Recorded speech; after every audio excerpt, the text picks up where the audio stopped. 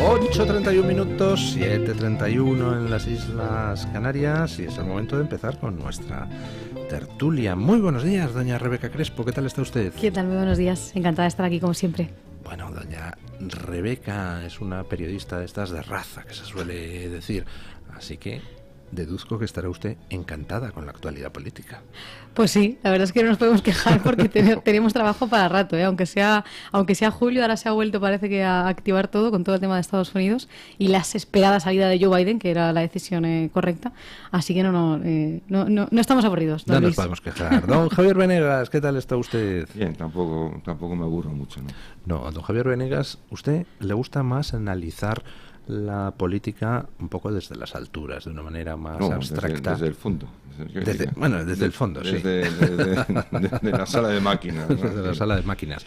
Más que fijarse en los detalles del día a día, a usted le gusta ver más las corrientes y lo que dicen. Sí, bueno, sí. ¿Qué les parece a ustedes dos lo que ha pasado con la esperada renuncia de Biden a presentarse como candidato? Pues a mí ya simplemente me parece que era lo lógico. La cuestión está ahora en que van a salir a relucir, digamos, pues todos los problemas que hay dentro del Partido Demócrata, que es un partido que lleva mucho tiempo en manos de una camarilla, que es la que ahora mismo está peleando por ver a quién ponen, ¿no? Es decir, yo creo que ahí hay varios candidatos y de todas las opciones que tienen, yo creo que van a escoger cualquiera de las que tienen, que ninguna es buena. Es decir, realmente ninguna de las que tienen ahora mismo es buena, porque pueden escoger a Kamala Harris, que es un auténtico desastre. Pueden escoger a alguien como ¿cómo se llama este hombre? Que es tan cínico y tan políticamente correcto, Newsom, el gobernador de California. Newsom, que es blanco, es hetero, pero bueno, lleva toda la corrección política en vena desde el principio. Y está arruinando California. Está convirtiendo California posiblemente en el estado más fallido de los Estados Unidos, ¿no? Pero yo creo que ahí lo que hay de fondo es una camarilla. Va a ser una decisión entre los Obama y los Clinton, básicamente. Es decir, es a lo que se ha reducido el Partido Demócrata. Un fenómeno, por otro lado, que está ocurriendo en muchos lugares, no solo allí. Es decir, aquí también está ocurriendo, en Europa también está ocurriendo, que los partidos se están reduciendo a unas camarillas. Y bueno, yo creo que la única forma que tendrían de afrontar a Trump sería escogiendo un candidato o candidata, vamos, o sea, que tuviera, que se centrara en la política, de verdad, y eso no parece que lo vayan a poder hacer, ¿no? Yo creo que era la decisión esperada, ¿no? Lo que llama la atención es que se haya tardado tantísimo en reconocer el estado tan malo en el que estaba Joe Biden, porque esto es algo que se lleva diciendo muchos meses, incluso ya más de un año, y los demócratas solo lo han reconocido ahora, en el último momento, cuando era evidente que el estado cognitivo ahora mismo de Joe Biden pues no era el mejor. Es verdad que yo creo que afronta una situación muy complicada, por lo que estaba comentando de los candidatos que tienen ahora, contra un Trump que además está bastante fortalecido, viene bastante fuerte, y sobre todo después de ese intento de asesinato que sufrió hace 2 semanas, ¿no? Se han cumplido. Sí. Y los candidatos que tienen ahora, Kamala Harris, que según las encuestas tiene una popularidad bajísima, o sea, tenía menos que el propio Joe Biden, por lo tanto creo que es una candidata perdedora ahora mismo, y quizá han elegido esta situación para perder las elecciones, pero quizá no de una manera tan grande como la iban a perder con Joe Biden, aunque yo creo que con Kamala Harris el resultado va a ser parecido. La única posibilidad que yo creo posible a lo mejor es si eligiesen quizá una dupla con Michelle Obama, que quizá eso podría ser una candidatura que quizás sí convencería a todo el sector. Pero woke. ¿quién de las dos como cabeza? Claro, yo creo que Kamala Harris, porque si retiraran a Kamala Harris tampoco creo que lo entendiese demasiado el votante, que fuesen a retirar a una mujer, todo eso al sector woke y sector feminista, yo creo de votantes del Partido Demócrata, quizá no le iba a encajar que fuesen a retirar a Kamala. Otra cosa es que pudiese ser como vicepresidenta Michelle Obama, aunque tampoco sé si ella aceptaría ser en este caso la número 2.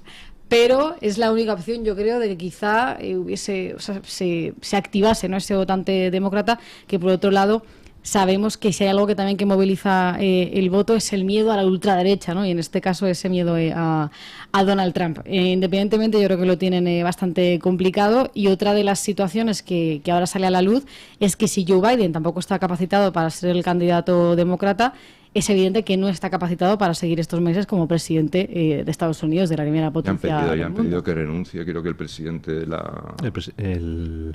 El presidente del Congreso, El presidente del Congreso ya ha dicho que ha hecho esa analogía, que ha dicho, si no está en condiciones de hacer una campaña, no está en condiciones de gobernar el país. El problema, yo creo que el partido, es decir, se habla mucho de la ultraderecha, ¿no? Es decir, evidentemente. Pero el problema, yo creo que desde hace bastante tiempo, y en Estados Unidos, es que lo que era el Partido Demócrata, que estaba, digamos, dentro de un consenso digamos, de lo que es Estados Unidos, ¿no? Es decir, de las cuestiones fundamentales en política exterior, en cuestión, digamos, de la Constitución, de lo que es, digamos, la singularidad norteamericana, estaba ahí y dejó de estar. Hace tiempo que dejó de estar. Se ha convertido en un partido controlado por unas camarillas, pero al mismo tiempo también, digamos, muy presionado y muy condicionado por la ultraizquierda que hay dentro del Partido Demócrata. Bueno, en ese sentido, permítanme que les lea el tuit de Alexandria Ocasio-Cortez, que es la Irene Montero americana. Está en el Partido Demócrata, pero es el ala absolutamente radical del Partido Demócrata neoyorquino, ¿no? Dice, Kamala Harris será la siguiente presidenta de los Estados Unidos. Ofrezco mi apoyo total para garantizar su victoria en noviembre. Ahora, más que nunca, es crucial que nuestro partido y nuestro país se unan sin ningún tipo de disonancia para unir a Donald Trump para derrotar a Donald Trump y a la amenaza a la democracia americana. O sea, al tío que acaba de ser objeto de un intento de asesinato, le dicen que él es la amenaza a la democracia. Bueno, es que de alguna manera, yo lo siento decir, pero es que es el mensaje que lanzó el propio Núñez Feijóo aquí en España, iba por ahí. Es decir, cuando dice que, claro, es decir, venía a decir que quien siembra vientos cosecha tempestades, es decir... Es la justificación en el fondo, es decir, en el fondo de nuestras sociedades, la norteamericana, la española, la francesa, en buena medida están en esa dinámica de nadie es responsable de nada, es decir, todo es culpa de las circunstancias, ¿no? Es decir, el que ha disparado contra Donald Trump no era responsable, se vio compelido a dispararle, ¿no? Es decir, ¿por qué? Porque la propia derecha norteamericana ha sembrado el odio, ¿no? Es una situación verdaderamente terrible, porque eso sí que anima a la violencia y a las actitudes peligrosas, porque claro, es un riesgo moral del libro. Es decir, no eres culpable, ¿no? Es la sociedad la que te empuja. No, los ocupas no cometen ningún delito, es la sociedad que no les proporciona viviendas y por lo tanto el fenómeno de la ocupación en realidad es una reacción justa, ¿no? Es una manifestación de la justicia social, ¿no? Tiene una forma de justicia social. Y esto es en general. Estados Unidos tiene un problema muy grave precisamente donde aquí todo el mundo habla del populista Donald Trump. El primer populista fue Obama. El Yes We Can era, o sea, decir, sí se puede. Sí se puede, pero ¿cómo se puede? Es decir, esto es un poco lo que ha caído en la política de las buenas intenciones o de los buenos deseos, que luego, como no tienen política detrás, no se ha pensado bien cómo hacer las cosas, no se sabe realmente qué se va a hacer, pues lleva a la frustración, y claro, eso tiene un efecto péndulo y al final pues vienen. Pero es que la izquierda tiene un populismo muy particular, porque dicen a los populistas de derechas, dicen que proponen soluciones simples para problemas complejos. Bueno, pues que la izquierda propone deseos simples. Es decir, ni siquiera soluciones, son deseos, ¿no? Entonces, yes we can, bueno, ya veremos. Deseos, pero que nos cuestan una pasta a los demás. Sí, porque claro. El negocio no renuncia nunca, es una cosa espectacular. No, claro, porque esto es una cuestión, en la política es poder, es decir, es dinero. Entonces, en España básicamente lo estamos viendo a través del matrimonio Ceausescu. Es decir, que en el fondo, ¿qué había ahí? Es decir, en el matrimonio de Begoña y de nuestro querido presidente Pedro, pues lo que había es un trepismo y unas ganas de medrar fuera de lo común, es fuera, es el trepismo, ¿no? Es decir, y por eso Pedro es un tipo que además se supone que es economista, que tiene un doctorado, para que veamos de qué sirven hoy en día las acreditaciones académicas, también hay que planteárselo, ¿no? Y es lo que hay. Y la izquierda está, por un lado, vemos a Irene Montero diciendo las barbaridades, las tonterías y las burradas más gordas que te puedes imaginar, pero es que su negocio depende de vender esas burradas. Es decir, no tiene otra cosa que vender. Y yo, la verdad es que yo la esperanza que tengo es que ninguna sociedad puede vivir permanentemente o acepta vivir permanentemente en la mentira. Es la única esperanza que me queda. Ese discurso de la izquierda, que están acostumbradísimos a utilizarlo, fijaos en España también cómo ocurre, ¿no? ¿Quiénes son luego al final quienes reciben esos ataques de violencia?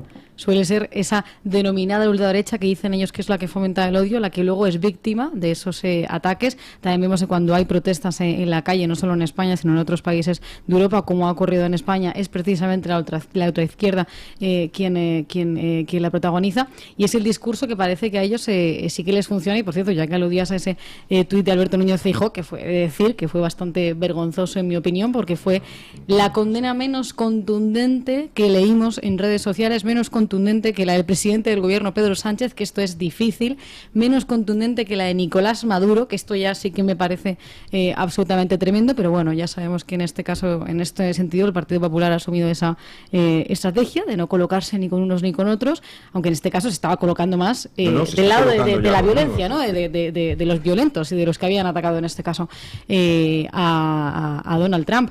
Esa es la estrategia que a ellos les funciona. O sea, no sé si os acordáis que durante estos días también hemos visto en algunos medios de comunicación decir que, bueno, que es que el que atacó, el atacante de Donald Trump, es que sufría bullying, pero bueno, que decían sus compañeros que es que era una buena persona, ¿no? Es igual que cuando dicen que es que los inmigrantes querían atacar, pero bueno, no tenían intención de matar, sino de solo de herir, que es algo que también hemos escuchado en los medios de comunicación. O sea, ese es el discurso que utilizan. Lo preocupante es que les funciona, ¿no? O sea, porque, por ejemplo, en España vemos que sí que les funciona y no sabemos si les funcionará en este caso en Estados Unidos. Yo creo que por este lado, lo que sí que ha hecho muy bien Donald Trump en lo que llevamos de campaña es que desde que fue víctima de ese intento de asesinato ha decidido centrarse solo en el Partido Republicano y en sí mismo, en su persona. Ha dejado de aludir a Joe Biden, porque yo creo que ya él se está presentando y se está erigiendo como ganador, y creo que es ahora mismo una estrategia también bastante inteligente, ¿no? No solo no centrarse en atacar a Joe Biden o ahora en Kamala Harris, que él ha dicho que bueno, que cree que tiene aún más posibilidades de derrotar a Kamala que a Joe Biden, sino centrarse en sí mismo, lo que propone el Partido Republicano y en lo que propone Donald Trump como futuro hipotético presidente de Estados Unidos. Ahora mismo, pues, todos son incógnitas, ¿no? ¿Qué va a pasar con la elección de candidato demócrata? No es solo que no se tenga claro a quién van a poner, sino cómo van a ponerlo, porque lo dice Obama en su carta de respuesta a la renuncia de Biden. Dice, nos movemos por territorio inexplorado. Efectivamente, es que no hay precedentes. Resulta que se da el piro un candidato después de que han terminado las primarias, pero antes de que se reúnan los delegados para nominarle como candidato, y entonces ahora hay 4.300 y pico delegados demócratas que habían sido elegidos para apoyar a Biden, y a los que se les plantea, ¿y a quién apoyamos ahora, no? Y no se sabe ni qué proponerles, ni qué procedimiento utilizar. Hay gente diciendo, bueno, pues podríamos hacer unas mini primarias express, o bueno, podríamos hacer una reunión virtual de los candidatos para tratar de consensuar una posición. Vamos, nadie sabe. Pero es que hay dudas también de carácter monetario, porque claro, aquí ha habido una serie de donantes dándole pasta a Biden, no a Kamala Harris. Con lo cual, si Biden se retira, pongan a quien pongan como sustituto, ¿qué pasa con el dinero que se ha recogido? Porque un donante te puede decir, que yo doné a Biden, a mí han puesto ustedes a no sé qué candidato y ese no me gusta, devuélvame mi pasta, ¿no?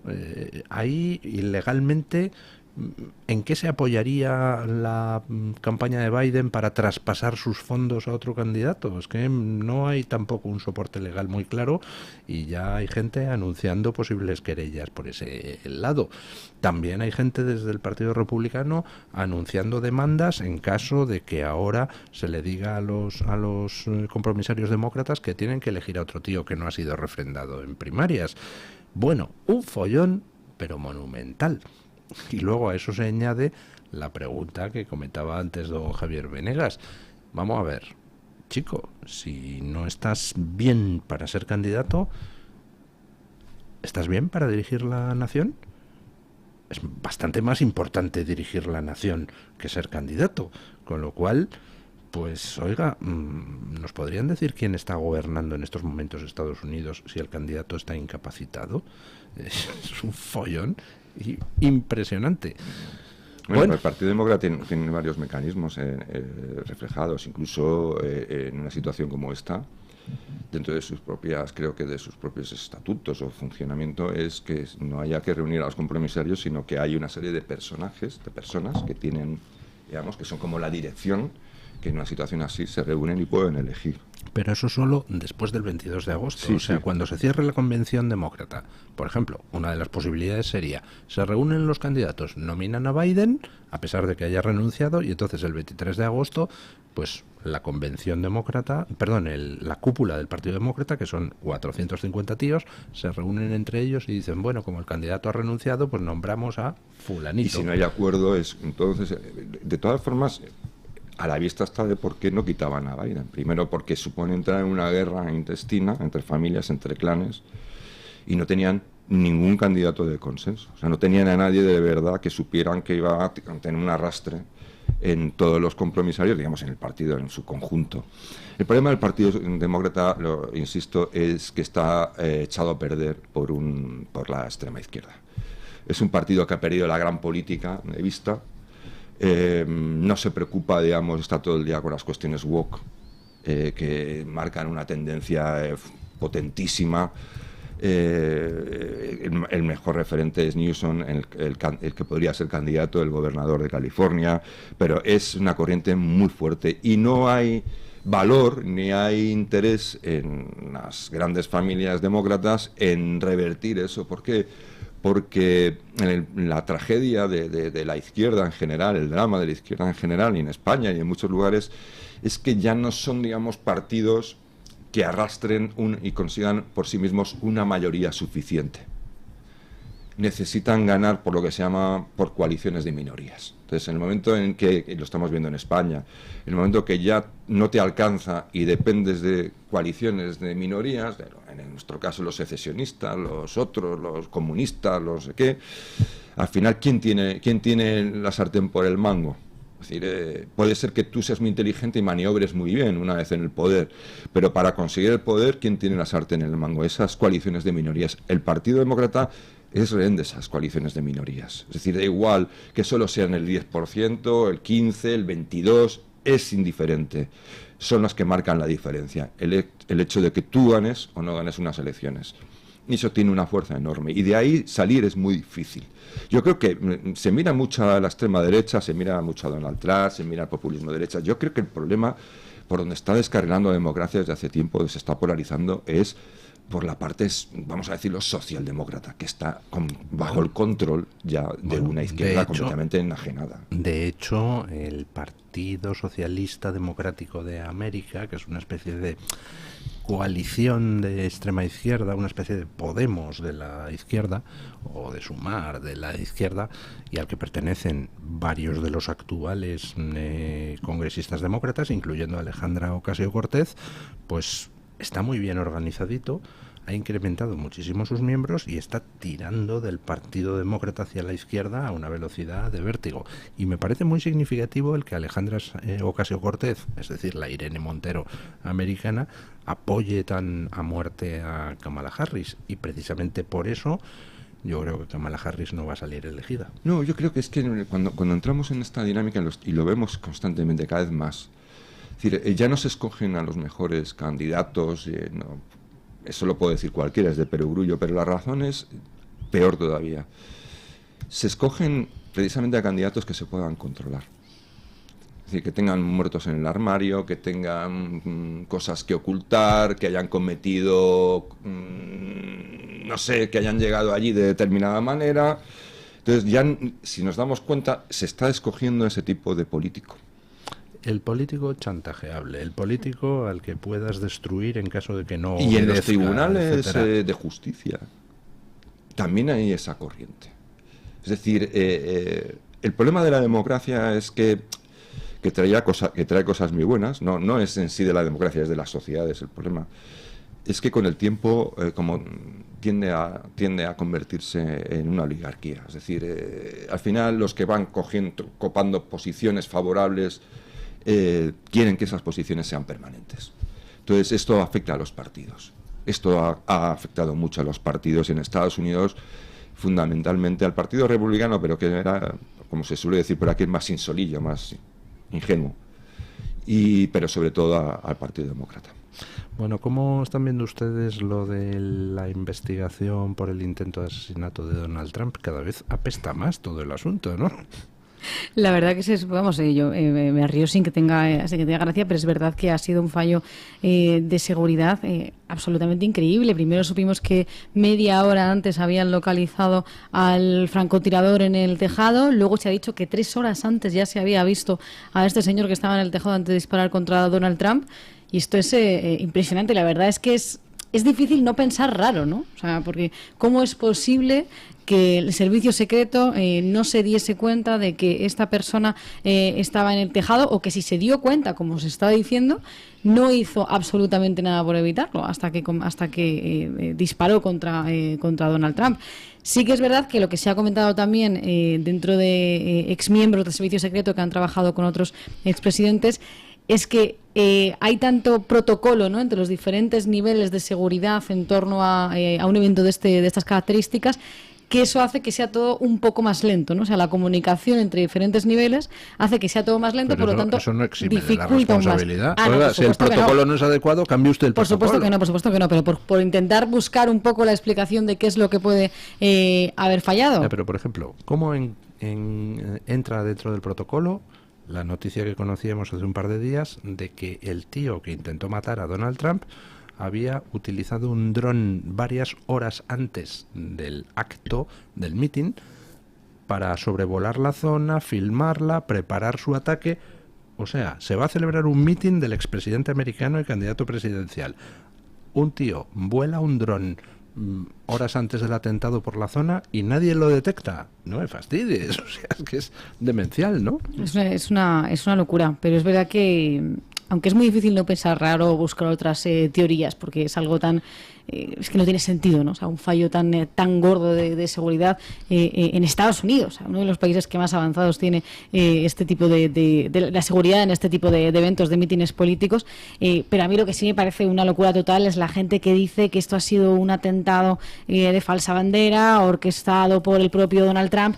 Hombre, a ver, seamos realistas. Si tú haces un atentado... Que hay gente que lo dice, digo, sí, claro, Donald Trump se pone allí y dice, no, que me disparen y me disparen no justo en la oreja. Y confía que el que va a disparar claro, exacto, no te va a matar. Exacto, pues es que hay gente que lo dice, o sea, vamos, yo solo he leído a personas en redes sociales diciendo que todo esto está orquestado por Donald Trump. Ponte la manzana aquí. Sí. Y digo, a ver, seamos, no nos volvamos tampoco locos, ¿o no? Es que recordar también a esta gente que piensa eso, que es que ha muerto una persona.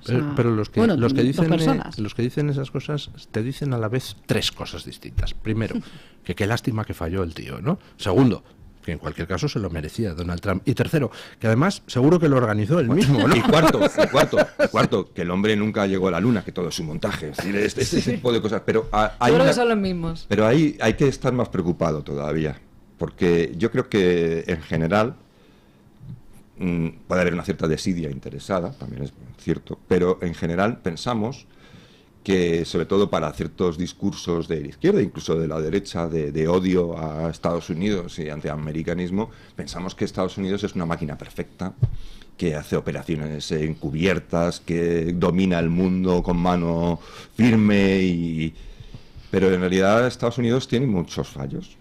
También hay torrentes en Estados Unidos. Mira, ¿no? Cuando hablaban, a mí me hacía gracia cuando decían aquella primavera árabe, ¿no? Decía, Estados Unidos es el que está detrás de la primavera árabe, porque tal.